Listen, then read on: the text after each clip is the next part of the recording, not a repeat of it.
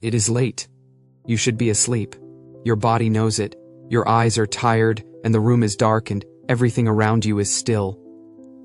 And yet here you are, awake.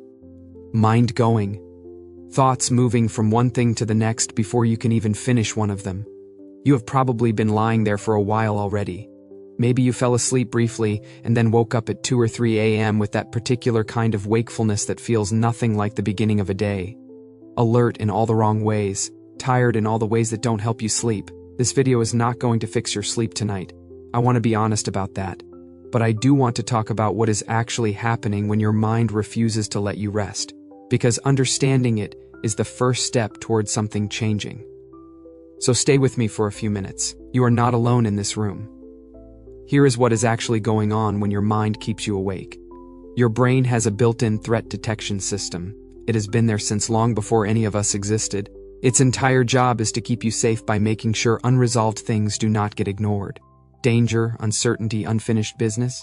Your brain flags all of it and keeps it active until it feels resolved.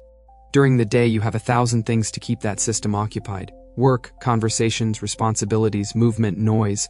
All of it gives your brain something to process so the background threat alerts stay manageable. But the moment you lie down and everything goes quiet, the distractions disappear, and your brain, doing exactly what it was designed to do, surfaces everything it has been holding on to all day, waiting for a moment of your undivided attention.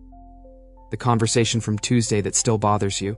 The financial worry you pushed aside because there was nothing you could do about it at noon.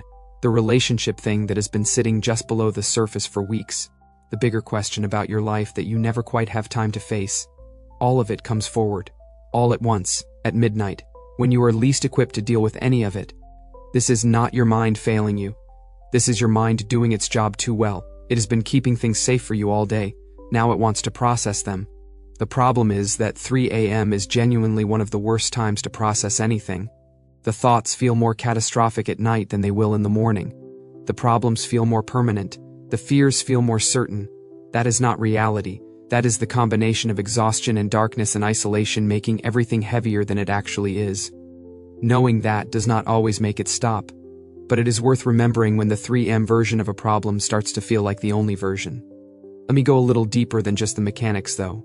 Because I think for a lot of people, especially people in the middle of demanding lives, the sleeplessness is not really about the thoughts on the surface. The thoughts are messengers. They are pointing to something underneath that has not had space to be heard. Sometimes the inability to sleep is the body's way of finally demanding attention for something you have been postponing. You cannot fix it at 3 a.m. Your brain knows that too. But it also knows that the daytime version of you is too busy, too disciplined, too focused on getting through things to stop and actually feel what is underneath. So the night becomes the only time it gets through. For some people it is unprocessed grief. A loss of a person, a relationship, a version of their life that they moved on from too quickly because life required them to. The grief never left. It just got scheduled for 3 a.m. For others it is the accumulated weight of a life that has been running on obligation for too long. You do what needs to be done. You show up. You handle things. And somewhere in the process, the things you actually want, the things that would make the days feel worth living rather than just worth managing, have been waiting patiently for years. The night is when that patience runs out. For others still, it is anxiety that has never been properly addressed. Not dramatic crisis-level anxiety, the low-level kind that sits in the background of a functional life. The kind that makes you efficient and thorough and prepared for every contingency, and that also never ever fully switches off. Whatever is underneath your sleeplessness, it is trying to be heard. Not solved at 3 a.m., just heard, acknowledged. Given a few minutes of honest attention before you try to push it back down and go to sleep. Sometimes that acknowledgement alone is enough to quiet things slightly. Not because the problem is solved, but because your mind gets a signal that you know it is there, that you are not running from it, that it will get real attention when the time is right. I want to talk about rest for a moment, because I think it is more complicated than most people realize. Sleep and rest are not the same thing. You can sleep 8 hours and wake up unrestored if the sleep is full of anxiety or disturbed by a mind that cannot settle. And you can rest, genuinely rest, in ways that have nothing to do with being unconscious. There are different kinds of rest that a person needs, and most people in demanding high-responsibility lives are chronically deficient in most of them. There is physical rest, which you are trying to get and cannot. But there is also mental rest, the absence of stimulation and decision-making and problem-solving. How much of your day actually contains mental rest? Or does your brain move from task to task, screen to screen, responsibility to responsibility from the moment you wake up until the moment you try to sleep? There is emotional rest.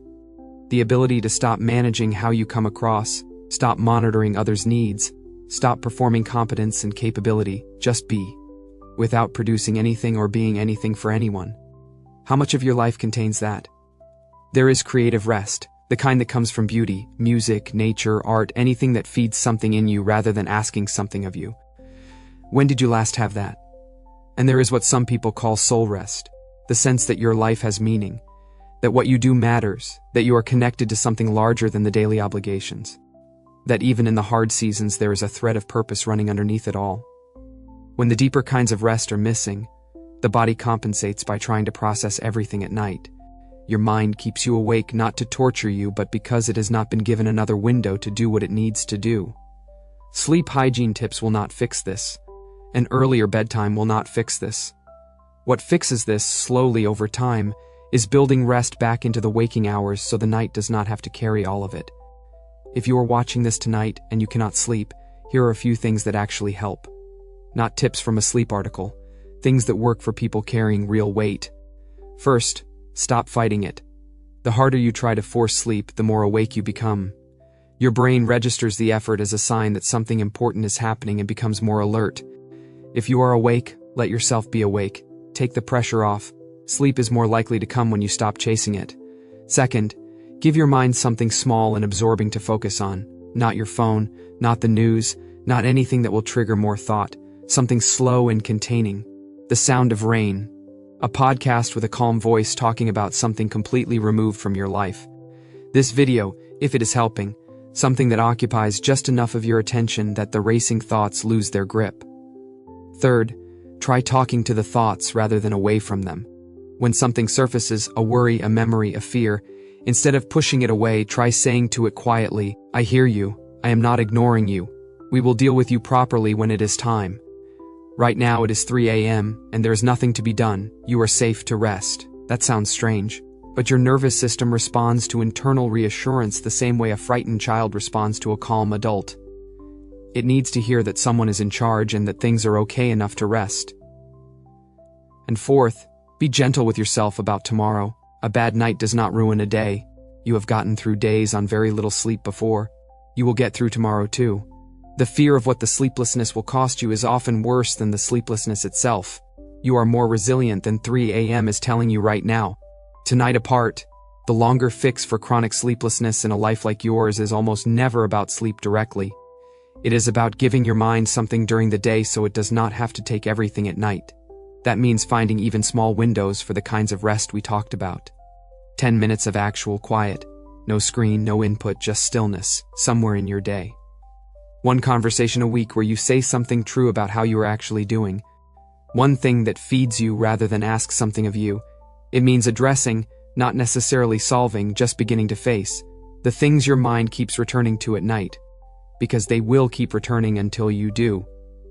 The unresolved conversation, the decision you have been postponing, the grief you have been managing around rather than through. And it means, if the sleeplessness has been going on for months and is genuinely affecting your life, talking to someone, a doctor, a therapist, anyone who can help you figure out what is underneath it, not because something is catastrophically wrong, but because you deserve to sleep, you deserve to rest, and sometimes getting there requires more support than willpower alone. Chronic sleeplessness is your nervous system asking for something it is not getting. Listening to that, really listening, not just trying to manage the symptom, is one of the most important things you can do for yourself. It is late where you are. Or early, depending on how you look at it. I want you to know that the fact that you are still awake does not mean anything is wrong with you. It means you are carrying things. Real things. Things that deserve attention and care and resolution. Just not tonight, not at this hour, not in the dark alone with a mind that is running on empty. Tonight the only job is to rest as much as you can. Not perfectly, not necessarily deeply, just rest. Let your body be still even if your mind takes a little longer to follow. The worries will still be there tomorrow. The problems will still exist. But you will face them with a version of yourself that has slept, and that version handles things better. Always. You are not behind, you are not failing. You are a person with a full life and a tired mind trying to find its way to quiet. That is not a character flaw. That is just what it is to be human and awake and carrying something real. Put the phone down when this ends. Close your eyes. Let the night do what nights are for. You did enough today. Whatever it looked like, whatever you got through or didn't get through, it was enough. Rest now. You are still here. And tomorrow you will be too.